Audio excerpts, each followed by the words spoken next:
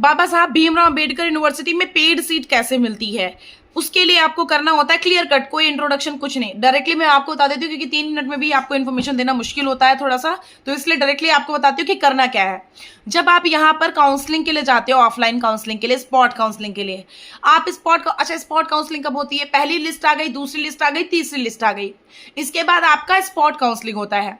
Spot counselling में बच्चों को यूनिवर्सिटी पहुंचना पड़ता है। पहले ही स्पॉट काउंसलिंग ज्वाइन कर लेना, सेकेंड स्पॉट काउंसलिंग में वही बच्चे ज्वाइन कर सकते हैं जो पहली स्पॉट काउंसलिंग ज्वाइन करे हैं। सेकेंड स्पॉट काउंसलिंग में वही एलिजिबल होंगे जो पहले में आए थे। तो आप पहली स्पॉट काउंसलिंग ज्वाइन करोगे, तब जब आते हो तो उसमें आपसे एक फॉर्म फिल करवाया जाता है।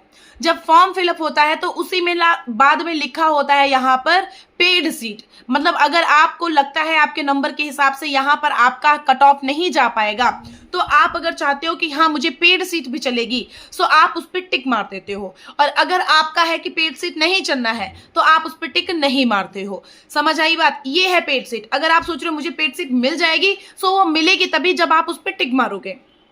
स्पॉट काउंसलिंग में आते हो, मैं आपको यूनिवर्सिटी में मिलती हूँ, मैं आपको यूनिवर्सिटी में, अम्बेडकर यूनिवर्सिटी में मिलूंगी। आपका कोशिश होगा यही कि मुझे जब मैं मिलूं तुरंत उठ के मेरे से आकर के क्वेश्चन पूछ लेना। क्लास में कोई भी हो, कुछ भी हो, आप पहले आकर के मुझसे क्वेश्चन पूछना, ठीक है? अगर कुछ भी ऐसा लगता है मैं आपको बताऊंगी। फिर वहां पर जब आपके नंबर के हिसाब से अगर आपको लगता है कि ऐसे ही आपका स्पॉट राउंड में एडमिशन हो जाएगा, जैसे मान लेते हैं 140 गया था थर्ड मेरिट लिस्ट में, अब आपका यहाँ पर जो आपका मार्क्स है 135 है, अब आपका एडमिशन इजीली हो जाएगा स्पॉट काउंसलिंग में। तो आप पेड सीट पे टिक मत मारो।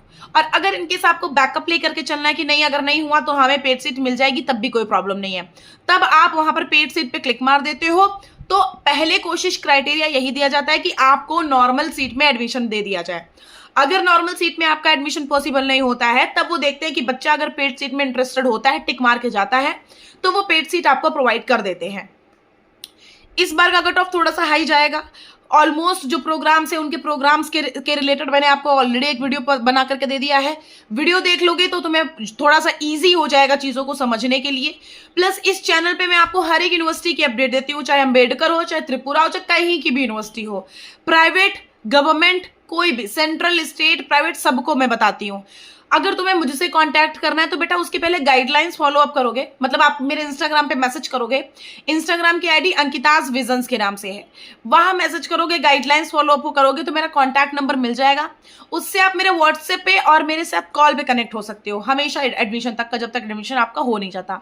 इससे आपको ये होता है कि मैं व्हाट्सएप पे जब भी स्टेटस लगाती हूँ हर एक छोटी छोटी अपडेट का, तो आप तक पता चल जाता है। चैनल सब्सक्राइब कर लो, बहुत इंपॉर्टेंट अपडेट अब आने वाली है। Thank you so much.